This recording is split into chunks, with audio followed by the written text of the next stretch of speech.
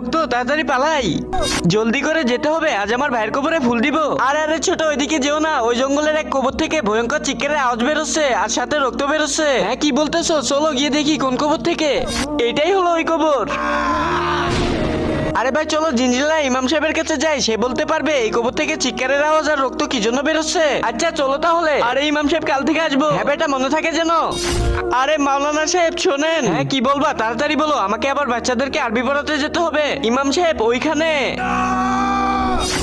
ঠিক আছে তোমরা আমাকে নিয়ে চলো ওইখানে, দেখি ওইটা কার কবর। আচ্ছা ইমাম সাহেব চলেন তাহলে। তার আগে তুমি যদি এই শয়তানের ছবিটিকে ঘৃণা করো এবং আমাদের প্রিয় নবীর নাম লেখা এই ছবিটিকে ভালোবাসো তাহলে ভিডিওতে লাইক করে চ্যানেলটি সাবস্ক্রাইব করে দিবা। আর যদি লাইক সাবস্ক্রাইব না করো তাহলে আমি ভেবে নিব তুমি শয়তানকে ভালোবাসো।